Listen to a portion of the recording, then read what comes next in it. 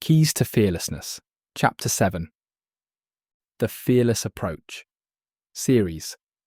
Few people have the wisdom to prefer the criticism that would do them good to the praise that deceives them. François de la Rochefoucauld. There comes a pivotal moment in any creative process. The moment your work leaves your hands and meets the world. What once existed solely in your head becomes something judged by the public. Sometimes it connects. It moves people, speaks directly to their emotions, and fills a need. Other times it falls flat. The difference often lies not in the work itself, but in your connection, or lack thereof, to the people you're trying to reach. Many creators operate in a vacuum, imagining what people will like, or assuming their own taste is universally appealing. But if you're disconnected from your audience, your work will carry that same spirit. Detached, self-absorbed, cold. To resonate deeply, your ideas must be rooted in the public's real concerns, emotions, and reality. That means cultivating the courage to listen, receive feedback, and adapt. Take the example of Fyodor Dostoevsky.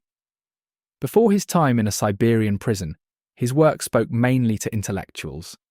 But in captivity, surrounded by peasants, criminals, and the rawest layers of Russian society, he gained something more valuable than style: perspective. His post-prison work struck deep chords with the masses because it came from lived experience and emotional honesty.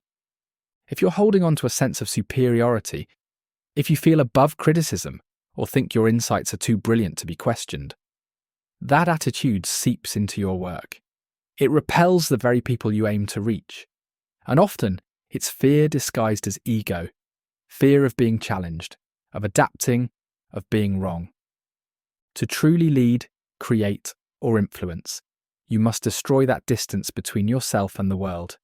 Here are 4 strategies to help you stay rooted and connected. First, crush all distance.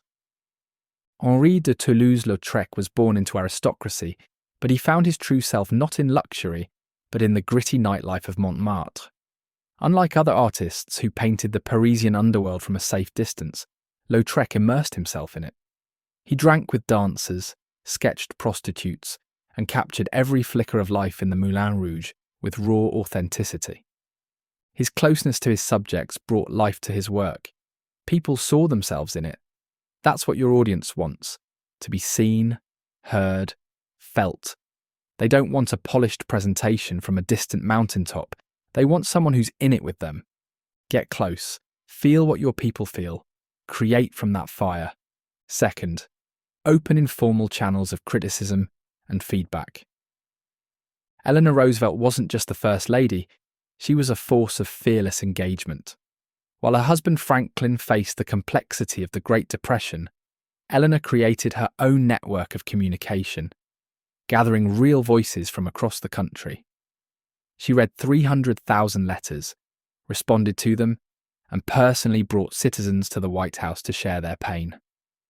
She understood that formal reports and filtered data only tell part of the story. The truth lives in direct connection.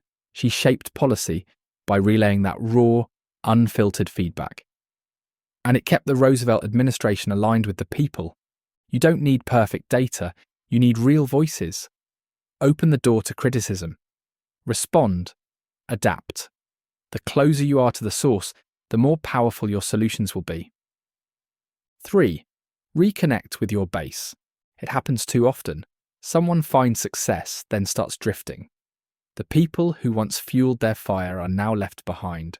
The work becomes diluted. The voice becomes hollow. Malcolm X fought against that drift. As his influence grew, he felt the pull of comfort, the temptation to speak about his people rather than with them.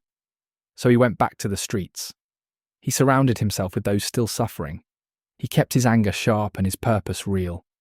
Your base, whether it's your community, your early customers, or the version of yourself that first had the idea, is the source of your authenticity. Don't lose it. Revisit it often. Speak its language. Feel its heartbeat. That's your power. 5. Create the social mirror. When your work doesn't land, don't blame the audience. Don't lash out at the world. Instead, see their reaction as a mirror, one that shows you what your ego won't. The social mirror is brutal, but it's honest. It tells you where you need to improve, how you need to adjust, and where your blind spots live. Too many creators live in echo chambers, surrounded by flatterers or consumed by self-doubt disguised as confidence. You must learn to crave honest feedback, even if it hurts, especially when it hurts. Refine your craft based on how the world responds, not how you hoped they would. Learn from failure, sharpen your edges, evolve in public. The fearless key: don't create to impress, create to connect. Don't run from feedback, run toward it. You're not just a voice shouting into the void, you're part of an ecosystem. The more fearlessly you embed yourself into it, the more powerful your impact becomes. This is the way of the fearless.